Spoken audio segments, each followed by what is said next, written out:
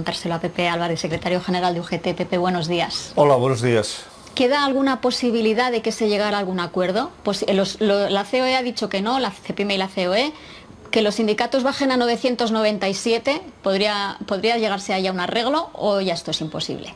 No, nosotros no vamos a bajar de los 1.000 euros de ninguna manera. Es más, yo creo que la subida de 1.000 euros con la inflación que tenemos es una subida moderada. Estamos hablando de una subida del 3,6% en un camino de equiparación del salario mínimo con el 60% del salario medio de nuestro país en el año 2023, por tanto los 1.000 euros son imprescindibles. Ahora, la COE muestra una gran incoherencia diciendo que no.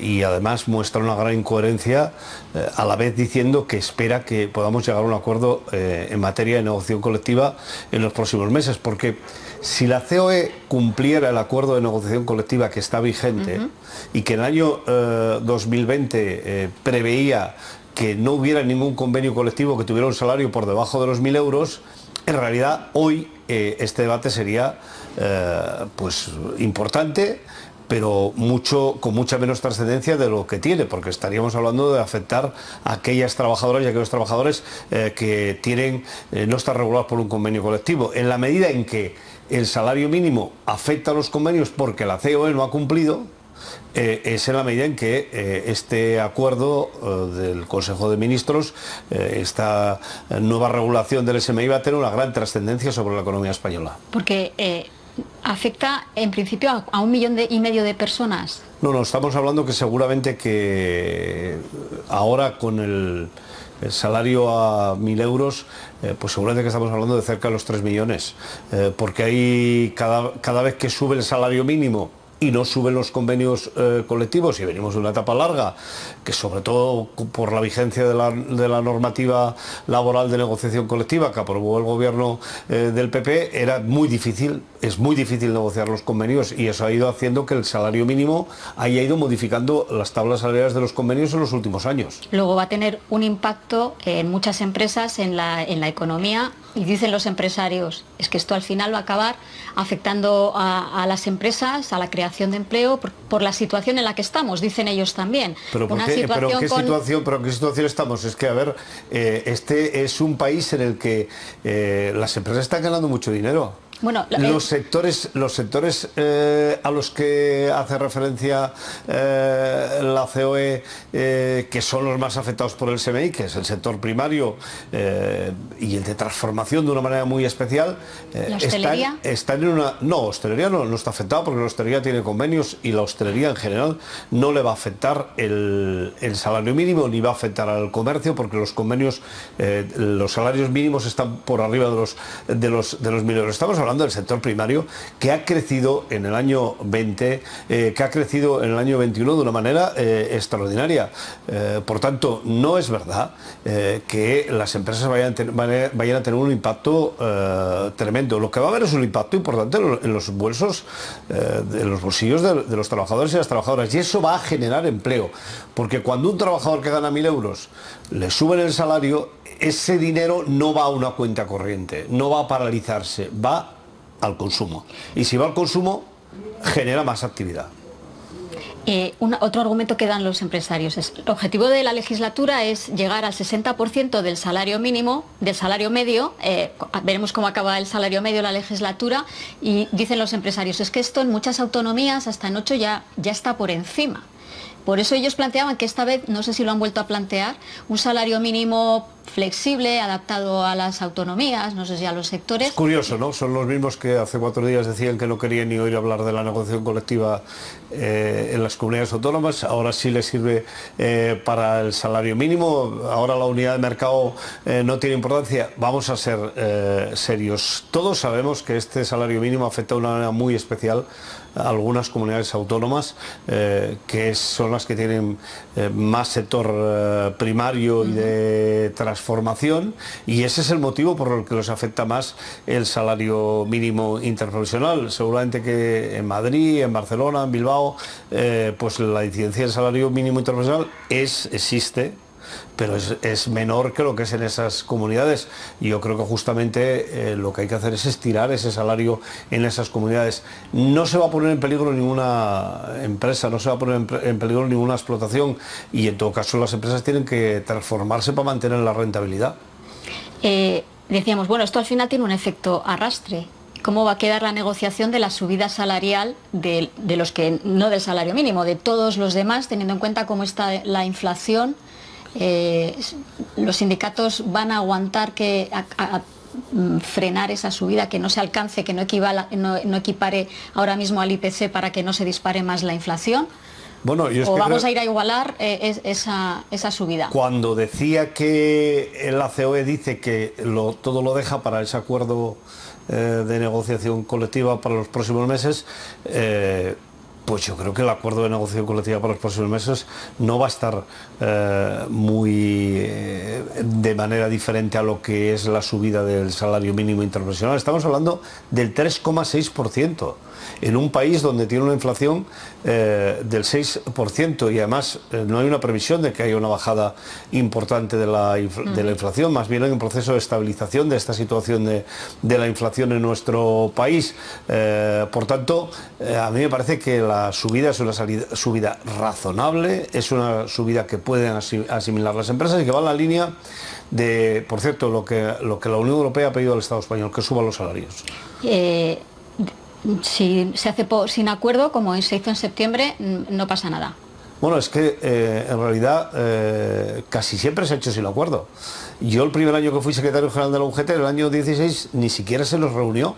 Se nos pidió consultas por escrito y mandamos consultas por escrito. Entonces yo creo que las relaciones laborales en nuestro país, las cuestiones de concertación, pues hay que ver algunas que efectivamente parece muy razonable y es muy saludable que salgan con acuerdo, como la reforma laboral, pero el salario mínimo vamos a hacer las consultas y que sea el gobierno el que finalmente tome la determinación de acuerdo con el compromiso que tiene con los electores y con nosotros. Porque el gobierno en el mes de septiembre se comprometió con las organizaciones sindicales a que no subía el año pasado el SMI de manera importante, cosa que tampoco podía haberlo subido perfectamente, y que dejaba la subida más importante para enero del 22. Luego tiene que ratificarlo el Congreso. Tal y como están las cosas, igual ahí también nos llevamos una sorpresa, ¿o no? Bueno, esperemos que no. El Congreso de los Diputados parece que debería tener una mayoría razonable, pero bueno, todo es posible. Vamos a ir viendo cómo se van desarrollando los acontecimientos. Me parece una barbaridad que el Congreso de los Diputados pusiera trabas a este aumento del salario mínimo interprofesional, alegando lo mismo que se ha hecho con la reforma y que ha quedado bastante patente, que es una patraña decir que no a una subida porque quieres más, ¿no? Si quieres más, propon más, pero no digas que no a la subida que se propone, ¿no? Que sería otra vez el mismo caso. Bueno, como hemos pasado ya por algún que otro susto, hablabas de la reforma laboral, vamos a recordarlo, ¿no? Patronal y sindicatos acordaron esa reforma y luego tropezó así en el Congreso. Sí, 166 más 9 votos emitidos telemáticamente. No, 169 más 5 votos emitidos telemáticamente. Ninguna abstención, por lo tanto, no queda derogado el Real Decreto Ley. Luego se aprobó, pero por unos segundos esa reforma laboral que respaldaban sindicatos y patronal pareció derogada, lo que suponía que permanecía la de 2012, cuya derogación habían reclamado comisiones UGT una y otra vez. Una nueva frase que es reformar la reforma laboral, que es retocar la reforma laboral. No, las organizaciones sindicales estamos por la derogación de las reformas laborales. Si hubiéramos derogado ya la reforma laboral, hoy tendríamos a la COE mansita sentado en una mesa negociando. Quería preguntarle al secretario general de UGT por las sensaciones de esas dos escenas que hemos visto. Uno, ¿qué se le pasó por la cabeza cuando pareció que la reforma laboral después de todo no salía? Pues la verdad es que matemáticamente sumé y me salían 175 diputados. Sabiendo que hay un diputado que no está presente, inmediatamente pensé: se ha equivocado la presidenta, se ha aprobado. Eso es lo que pensé, y tuve las dudas que tiene todo el mundo por si no había hecho bien la suma, ¿no? Fueron 40 segundos realmente dramáticos, porque estamos ante una reforma trascendental. Hemos hablado durante casi esta semana muchísimo del procedimiento, de quién votó, quién no votó. Ahora quiero hablar de los efectos. Pero la cuestión es que es una reforma muy importante, y a mí me hubiera parecido dramático que no lo hubiera aprobado el Congreso de los Diputados. Y veíamos, visto ahora en perspectiva, ese empeño de la derogación es algo que bueno, se hace en el tira y afloja de la negociación, o ha habido que ceder y mantener cosas de la reforma laboral, que aunque a los sindicatos no les gusten, pues ha habido que mantenerlas para llegar a ese acuerdo. Bueno, a mí me gusta explicar muy bien esto cómo va. Nosotros hemos negociado 3 aspectos de la reforma laboral. No toda la reforma laboral que hizo el PP en su momento.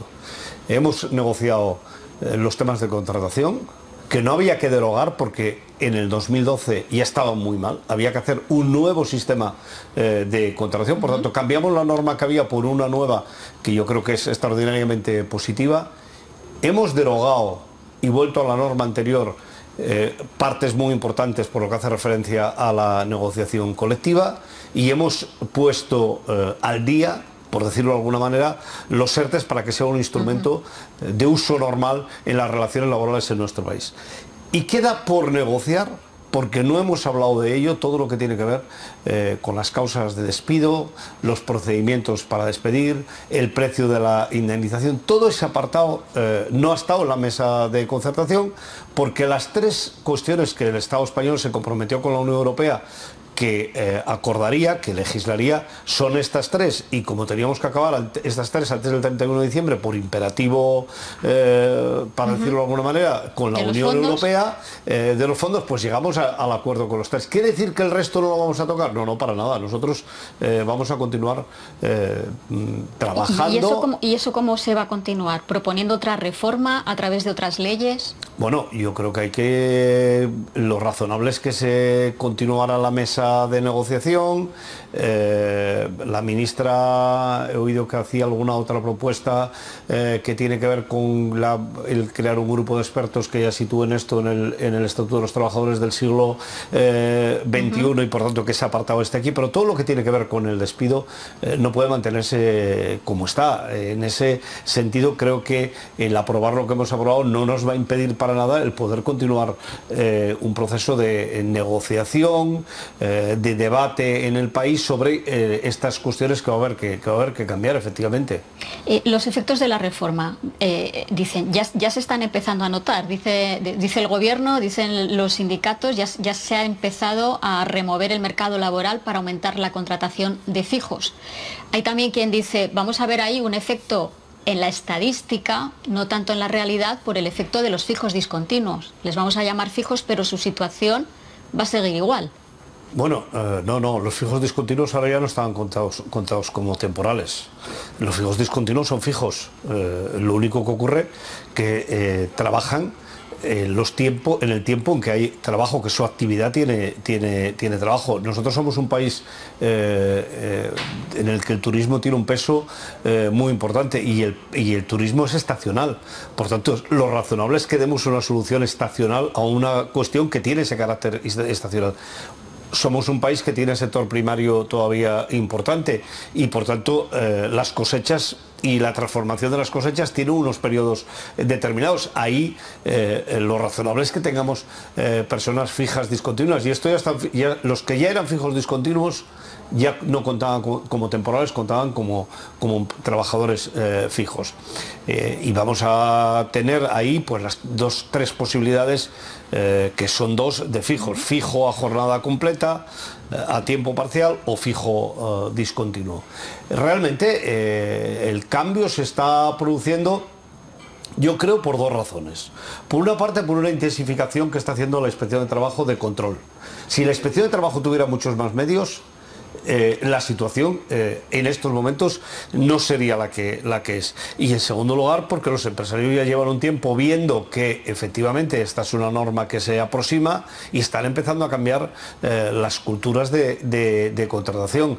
Ellos saben perfectamente que a partir de ahora va a haber dos contratos temporales, uno por circunstancias de la producción, que tiene un máximo de 6 meses, ampliable a 6 más por negociación colectiva, que no puede hacerse durante 2 años más de 18 meses de trabajo, que no es del trabajador el fijo, sino que es el puesto de trabajo. Por tanto, tú no puedes cambiar el trabajador eventual por uno fijo, por otro eventual en el mismo puesto de trabajo. Tiene que ser y tiene que tener un contrato indefinido. Estamos ante una revolución, por lo que hace referencia a la contratación en relación con la situación que venimos teniendo en nuestro país desde los años 80. Y estos son cambios que se van a ir viendo paulatinamente. Y hacía referencia a la inspección. También han aumentado de manera importante las sanciones para las empresas que no cumplan, pero tenemos esta reforma laboral también va a permitir hacer trampas si no tenemos una inspección fuerte, porque lo que estaba pasando ahora también es que había mucho fraude de ley en la contratación por obra, o se utilizaban contratos temporales para puestos fijos. ¿Eso va a seguir pasando? Esta es una de las cuestiones que se ha quedado floja. Nosotros proponíamos que en el acuerdo la UGT propuso en la mesa que se doblara la inspección de trabajo en 4 años. Eso no está. El gobierno sí que tiene un compromiso de que va a aumentar de manera muy importante la dotación en la inspección de trabajo. Si dotamos de más inspectores y de más medios, no solo personales, sino también tecnológicos, y de poder cruzar datos de otras administraciones, yo estoy convencido de que esto funcionará. Esto es como si haces un gran acuerdo de código de tráfico y luego no tienes guardia civil para hacerlo cumplir. Tiene una eficacia mucho menor que si además tienes, como tenemos nosotros, una policía que haga cumplir el código de tráfico. Por tanto, en este caso la Inspección de Trabajo es quien tiene que hacer cumplir las leyes laborales. ¿Y por qué no se ha aceptado ese aumento por falta de presupuesto? Bueno, ahora es que llegan fondos y que... ¿por qué no? Como algunos otros más, fundamentalmente por razones presupuestarias, porque esto va en otro ministerio. Pero yo espero que podamos en ese camino ir tomando medidas. Nosotros no vamos a parar de insistir con el gobierno, porque efectivamente esta es una de las cuestiones que a nosotros hubiera gustado que estuviera actualizada, y que por tanto tuviéramos un ratio de inspectores pues como tiene Alemania, ¿no? Alemania tiene las empresas mucho más grandes que las nuestras, es mucho más fácil hacer el control, y por cada inspector en relación al número de trabajadores que tenemos en España, Alemania tiene 3. Otra pata importante de esta reforma, los nuevos ERTE, los que hemos tenido durante el COVID, hemos visto han funcionado muy bien, y ahora esta reforma incluye una figura para evitar que se destruya empleo cuando se puede proteger mientras una empresa pasa por problemas. ¿Eso ha quedado también bien configurado para que no haya puerta de atrás, para que... Ha quedado mejor que estaba. Las puertas de atrás siempre es muy difícil cerrarlas todas, pero ha quedado mejor que estaba, porque hay una serie de limitaciones que no había, sobre todo a que no se podrán contratar nuevos trabajadores mientras tienes trabajadores en un ERTE.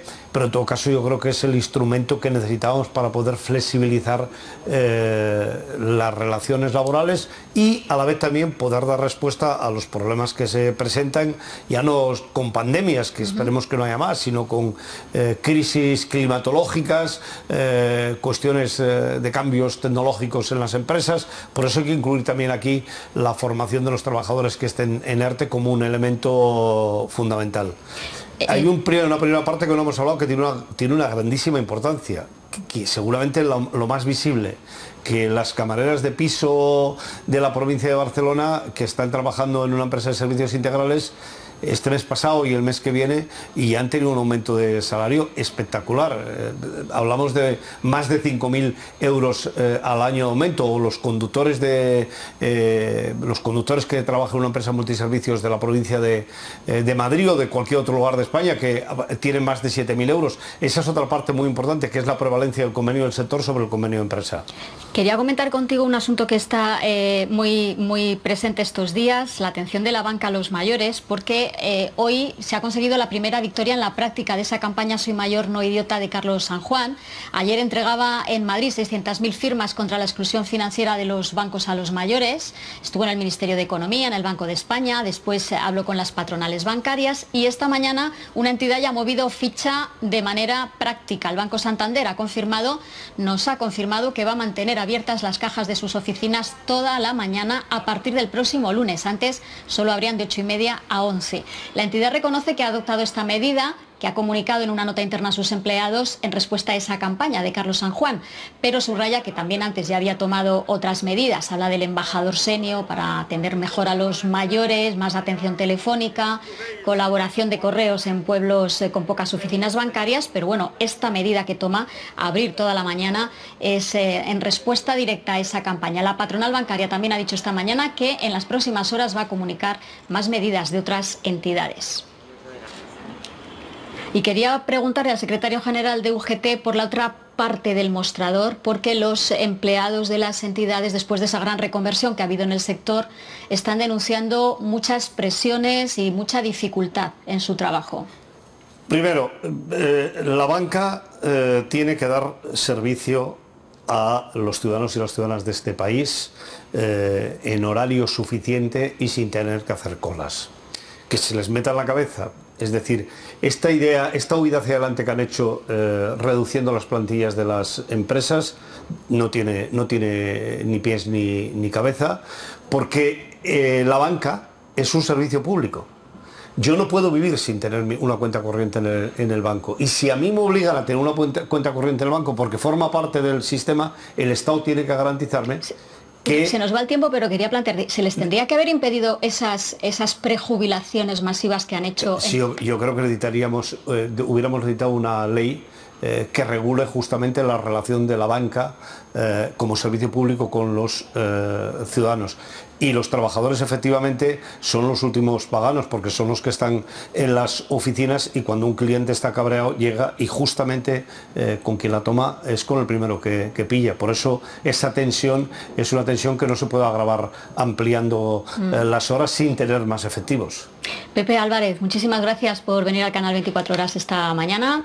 A ver si hay suerte y hay acuerdos, subidas y puestos de trabajo. Hasta otro día. Muchas gracias.